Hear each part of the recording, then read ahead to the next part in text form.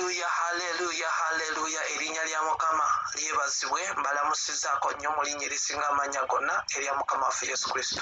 Neebaza Katonda olw'amakya amalungi, neebaza Mukama abukeesezza. This is morning breakfast. Katonda wa Ibrahimu ne Isaaka ne Yakobo, Katonda waffe tukwebaza.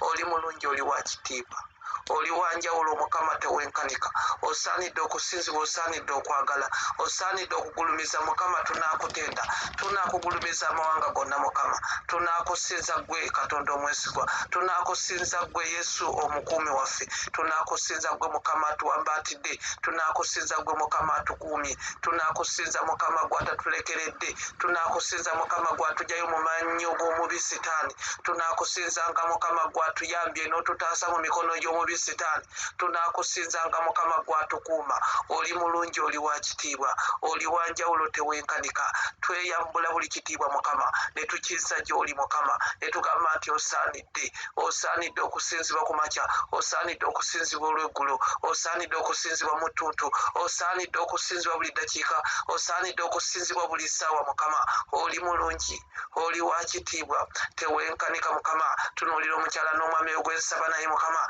ng'akusinza era ng'akugulumiza. Teri kirala kyonna kyayinza kuwa Katonda ow'ekisa Mukama okujjako okusinza n'okugulumiza n'okutenda. Mukama kyetuyinza okukola era kyetweyamanga okukola buli lunaku, kyetuva tukuweereza Katonda ow'ekisa, kyetuva tukusinza buli kaseera. Oli mulungi Mukama, oli wa kitiibwa. Bwe tulowooza ku mukwano gwo, bwe ndowooza ku mukwano gwo gye ndi Katonda ow'ekisa, sisobola nagunnyonnyola ne ngumalayo, sisobola gunnyonnyola ne ngutegeeza muntu n'agutegeera. Naye Mukama omukwano gwo mulungi gye tuli, omukwano gwo Mukama gw'amaanyi, omukwano gwo tegwenkanika. Tulabye abantu abafu ababeera mikwano gyaffe, tulabye abantu abajja mu bulamu bwaffe ne batudisappointinga, tulabye abantu Mukama abayimirira naffe Mukama ne bamala ne batulekawo. Naye gwe Katonda ow'ekisa totulekangawo, totuvangamu era Mukama totujjangako mukono gwo. Obadde ku luuyi lwaffe era oli ku luuyi lwaffe, obaddewo Mukama totulekeredde, otwagadde Mukama, otwagadde si lwakuba nti ffe tusaanira okwagala, otwagadde naye Mukama nga n'obubi bwaffe bwe buli, otwagadde Katonda ow'ekisa.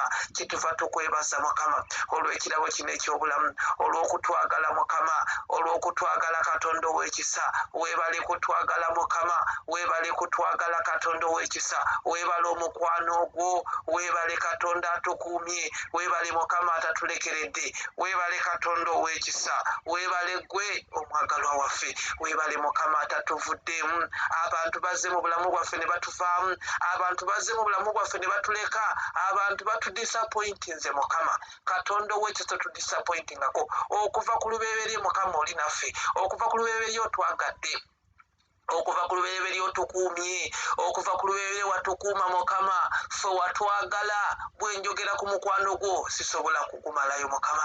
Bwe nsoma ebyawandiikibwa mu Jeremiya essula esooka olunyiriri olw'okutaano lugamba nti gwe watumanya Katonda ow'ekisa nga tetunnaba na kubumbibwa mu mbuto za bamaama baffe.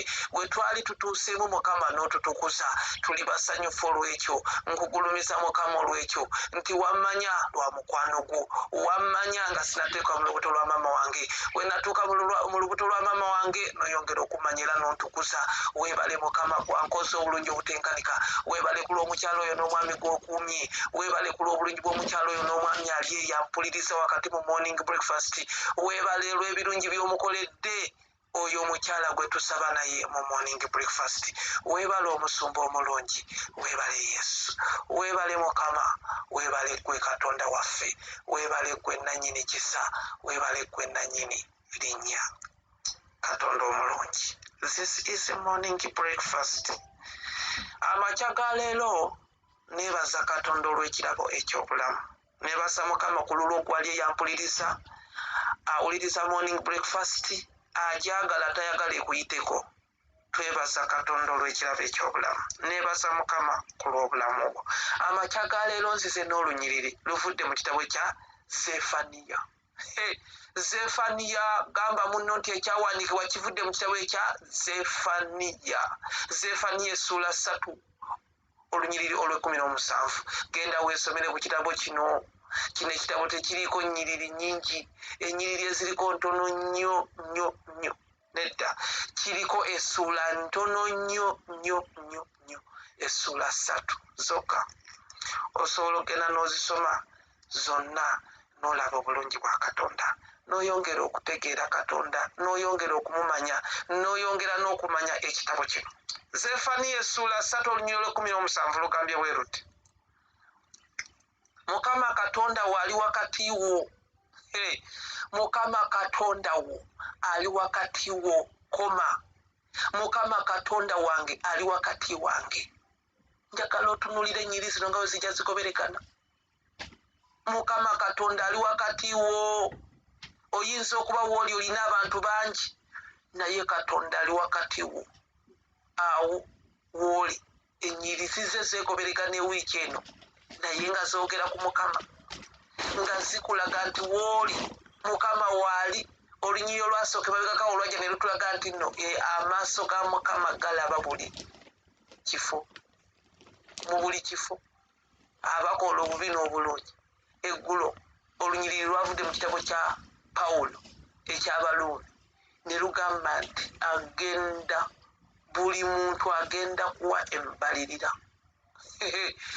Ogenda kuwambalirira. Buli muntu ajja kubalirwa ekyo kye yakola, kwe kuwembalirira. Kati wulira, Mukama Katonda waali wakati wo. Wano wendi ali wakati wange. Ali eri ewaffe Masaka gye nava ng'eno message gye kusanga. Katonda ali wakati wo eyo e Masaka gy'oli. Gwali mu mawanga g'Abawalabu, Katonda ali wakati wo. Tindowooza ne bwe njogera kino kyokka kimala ne seeyongereyo okusoma nnyiriri ndala. Kubanga bw'onoomanya nti Katonda ali wakati wo, buli kimu kijja kuba nga kikolebwa.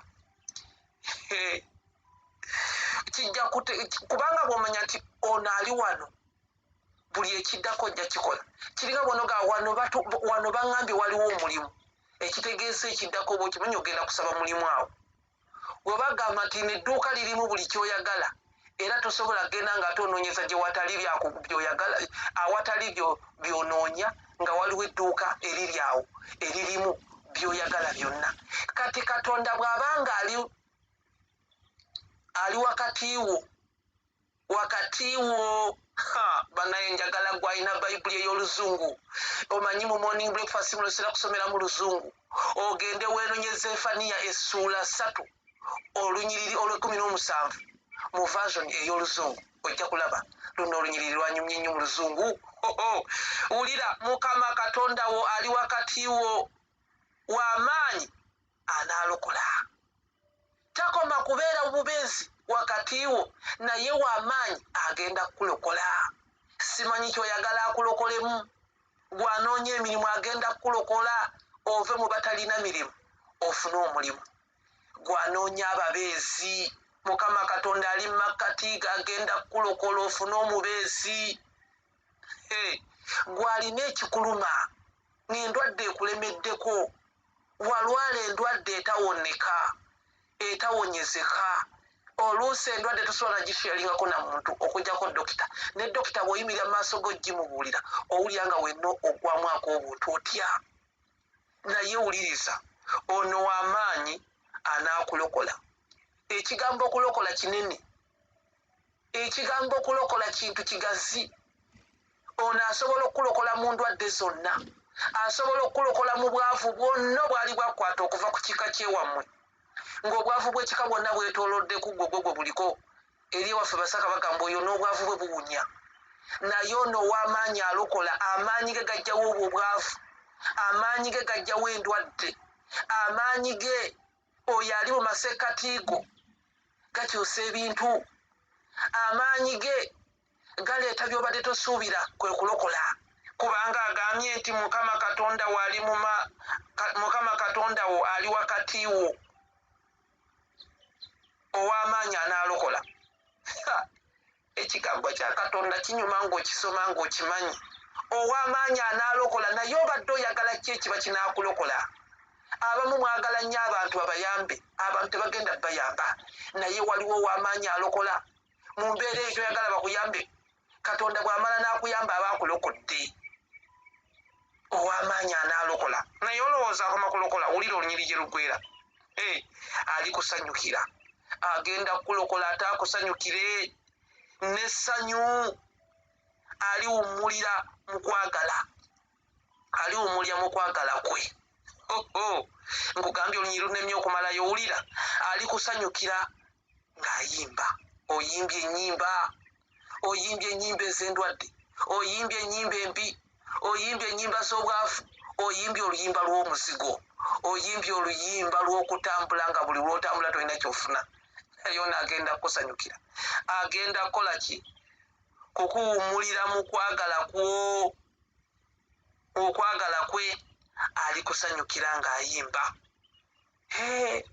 osobola okuyimba oluyimba ng'onaakulokodde bw'oyimba naye aba ayimba bwempa obujulizi naye abeera bwensanyuka nze Emmanuel ne Mukama Katonda asanyuka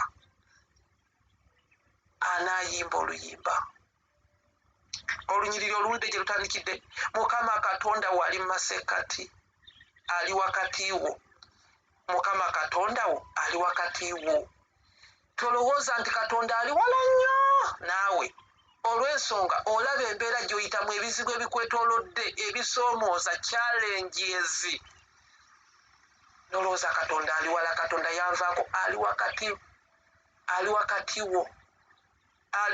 wo ekyo ky'oba olowooza oyo ali wakati wo era w'amaanyi anaakulokola ajja kukulokola ekyo ky'olaba ekyo ekikufuukidde akayinja mu ngatto oyo yekka ow'amaanyi yalina ekikulokola naye anaakikulokola atya mweyune mwagale musembeze mukoowoole bw'onoomukowoola ennyimba embi zonna zigenda kuvaawo otandike kuyimbira mu nnyimba ze ez'obulungi bwe kubanga ali masekkati go w'amaanyi agenda kukulokola zisimanyi kyoyagala akulokolemu gwanoonya omwana anoonya omulimu anoonya bizinesi oyo ali wakati we agenda kukulokola anaakusanyukira essanyu wowowo Katonda wa Ibulayimu ne Isaaka ne Yakobo Katonda waffe tukwebaza omulundi